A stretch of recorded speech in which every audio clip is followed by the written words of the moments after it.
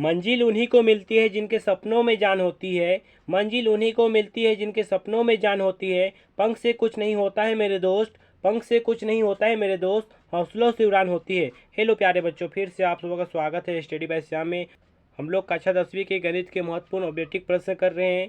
पिछला वीडियो हम लोग 1 से लेकर 10 तक किए थे। आज के वीडियो हम 11 से लेकर करेंगे। तो चलिए प्यारे बच्चों, इसको शुरू करते हैं। 11 नंबर का प्रश्न है, द्विघात समीकरण x square minus x plus 3 equal to 0 का विविध कर क्या होगा। तो चलिए प्यारे बच्चों, इसका हल करते हैं। सबसे पहले हम समीकरण लिख लेते हैं। X square minus x plus 3 equal to 0। इनमें से ए बी सी भी निकाल लेते हैं। ए का मान 1, बी का मान -1, सी का मान 3। तो हम लोग जानते हैं प्यारे बच्चों, विविध कर का फॉर्मूला होता है B square minus 4ac। B का मान है -1 का स्क्वायर -4, ए का मान है 1 और सी का मान है 3। एक का स्क्वायर करेंगे तो 1 माइनस 4 तिया 12, 12 में 1 माइनस करेंगे तो 11। बड़ा संख्या के पहले माइनस है, इसलिए -11 इसका सही आंसर हो जाएगा, यानी ऑप्शन नंबर डी सही हो जाएगा। अगला प्रश्न है, प्रथम पद ए तथा सार्वअंतर डी वाला एक एपी का एनवा पद है।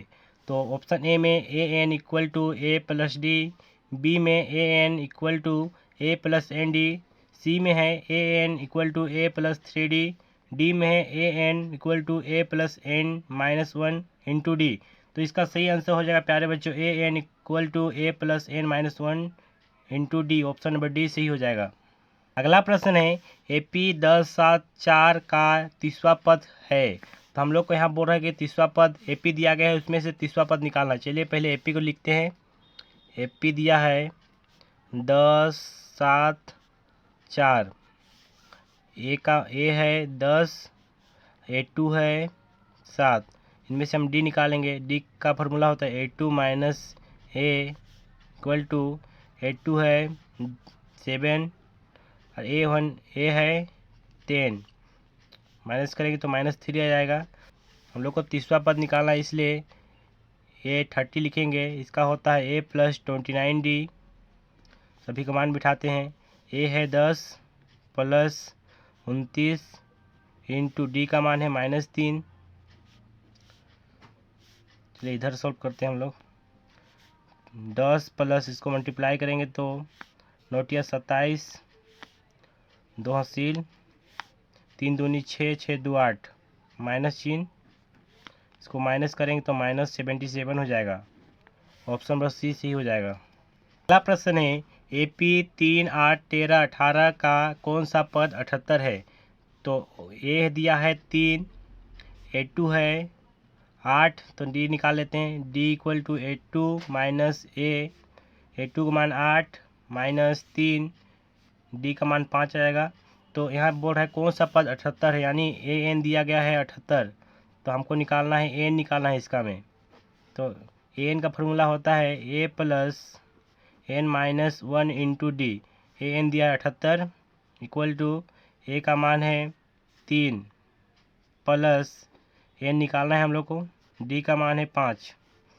ये प्लस में इधर आकर माइनस हो जाएगा। 78 minus 3 equal to n minus 1 into 5।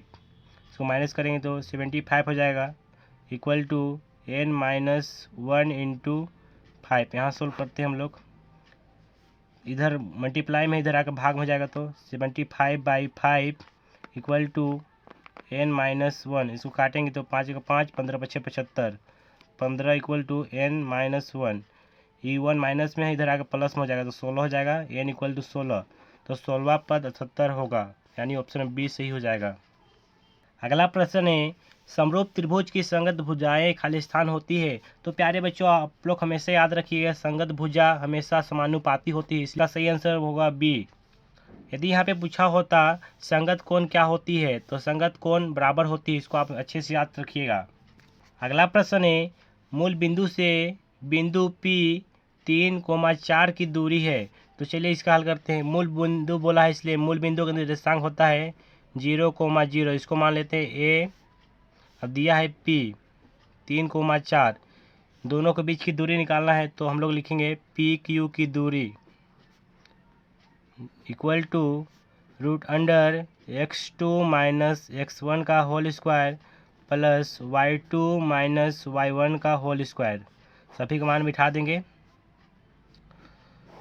x2 का मान है 3 माइनस x1 का मान है 0 का स्क्वायर प्लस y2 का मान है 4 माइनस y1 का मान है 0, इसका स्क्वायर करेंगे। इसको सोल्व करेंगे। 3 में 0 घटाएंगे तो 3 होगा, 3 का स्क्वायर। 4 में 0 माइनस करेंगे तो 4 का square.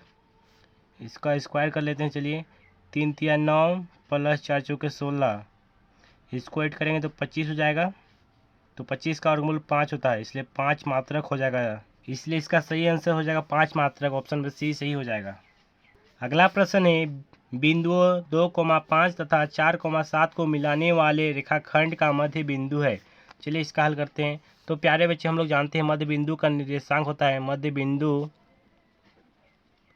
Equal to x1 plus x2 by 2 comma y2 plus y1 by 2। तो x1 का मान है 2 और x2 का मान है 4 बाई 2 कोमा y2 का मान है 7 प्लस y1 का मान है 5/2। इसको जोड़ेंगे तो 6/2 12/2। इसको काटेंगे हम लोग तो 2 का 2 2 तिया 6 3 कोमा 2 का 2 6 दूनी 12 3 कोमा 6 हो जाएगा, यानी ऑप्शन नंबर सी सही हो जाएगा। अगला प्रश्न है यदि 2 sine A equal to sine 2a हो तो a का मान होगा। यहाँ पे यह बोला जा रहा है कि a का मान क्या रखेंगे कि दोनों साइड बराबर होगा। चलिए इसका हल करते हैं। सबसे पहले लिखते हैं हम लोग 2 sine a equal to sine 2a। सबसे पहले हम a का मान 0 रखते हैं। Sine 0 degree equal to sine 2 into 0 degree. 2 sine 0 का मान होता है 0 इक्वल टू साइन 0 डिग्री। 2 को गुना करेंगे 0 से तो 0 हो जाएगा इक्वल टू साइन 0 का मान भी 0 होता है, इसलिए दोनों साइड 0 0 बराबर हो गया। इसलिए इसका आंसर होगा ऑप्शन नंबर सी 0 डिग्री।